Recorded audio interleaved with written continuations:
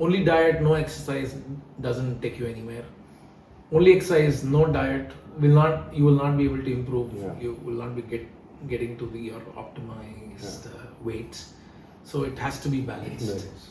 Most important, it's not just the two. It's very important to get good sleep. Sleep is extremely important because it's only when you sleep your muscles recover, you get ready for the next day's activity. Personally, if given a choice, I sleep at about 9:30. Yeah. And I'm an early riser. My alarm is set for about 4:30 in the morning.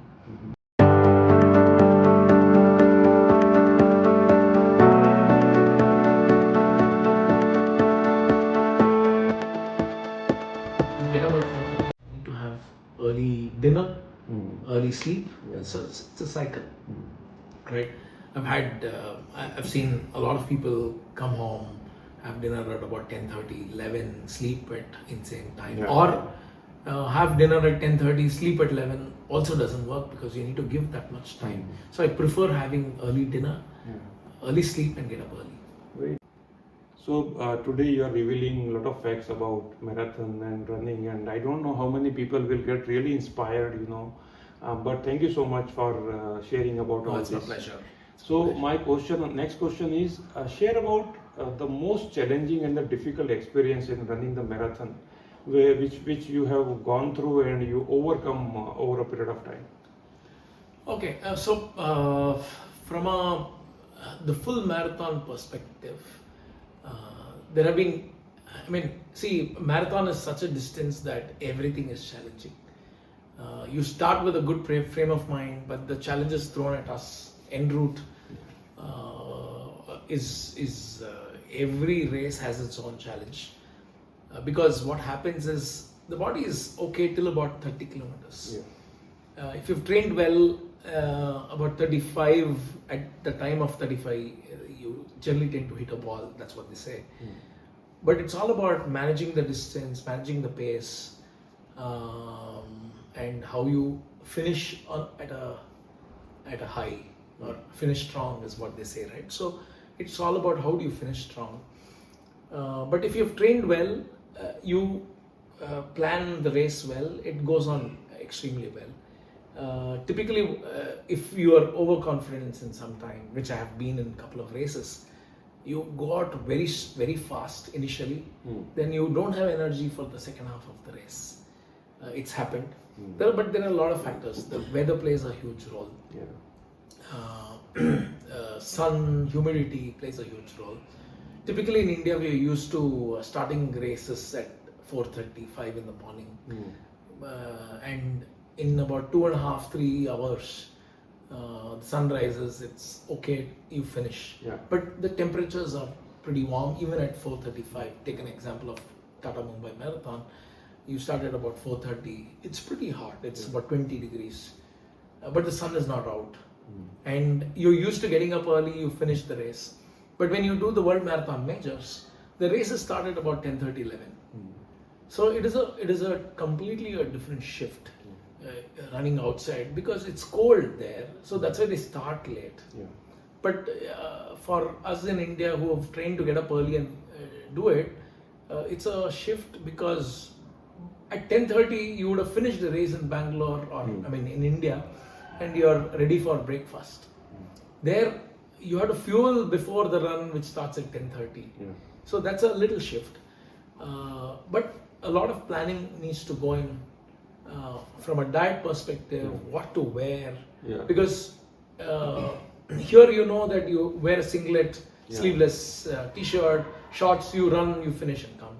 Outside it's cold. If it's sub 10 degrees centigrade, you need to practice like that. And you don't have a situation in India to practice wearing one full sleeve on that another t-shirt. So you're not used to such things. So it's important to go a little earlier to wherever the So run if you go through your memory lane, what comes in front of you that this was the most challenging one? So so all, like I told you, all 6 have been challenging. But so I'll categorize into 2. challenging and disappointing, challenging and happy. Okay. Challenging and disappointing, I would say it was the London Marathon. So just before the London Marathon, I had some hamstring issues. I had to really work on the hamstring issues. So I was not completely fit. We landed in London in 2018. I remember this. And it was extremely hot. Yeah. So it was close to about 17, 18 degrees. And imagine starting the race at 10:30.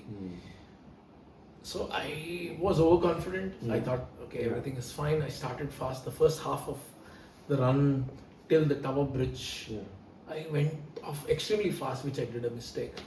But the second half, I literally limped and walked and completed. So that was challenging and disappointing. Challenging and happy was the recent Boston Marathon. Picture perfect. Again, it started at 11, but I ran a very consistent race. The challenge in Boston for everybody is that at about 27 kilometers, till about 27 kilometers, it's like a downhill, right?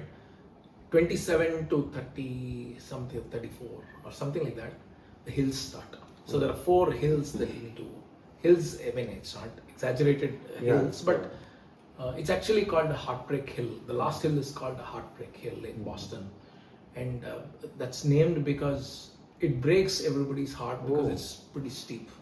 So if you've run the first 27 kilometers extremely fast, which is downhill, which is putting a load on the hamstring, the rest of the hills, it goes for a toss. So it's actually challenging. But the way that I trained along with the coach Ranjini Gupta, she also ran, by the way. So the way we planned was every 5 kilometers we knew exactly what to do. So when we came to the hills, we were prepared, right? So it was challenging, but when you finish the hills, when you get to the finish line, it is awesome. So challenging and happy, and especially super thrilled because Boston was the culmination of the World Marathon Majors for me. And Boston as such is the oldest running marathon in the world. 128 years of history. No other marathon beats this. So finishing the World Marathon Majors there was extremely special for me. And it's taken about 10 years to start, from start to finish. My whole family was there. So challenging and extremely happy. Amazing. My next question is, what impact on all those activities on the overall the life of a person when it comes to the leadership as a human being? Extremely good question, Pankaj.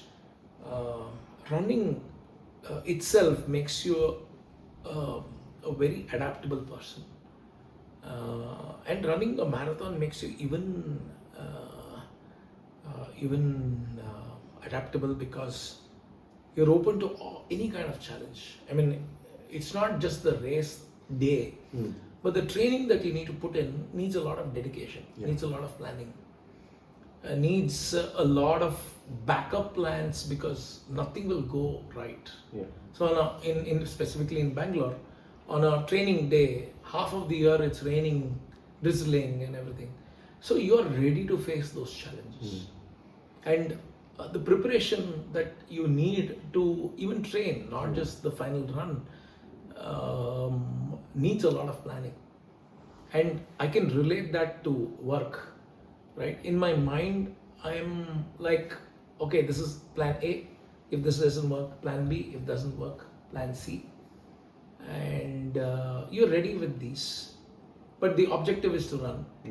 And you know that there will be failures, so you're open to ups and downs, right?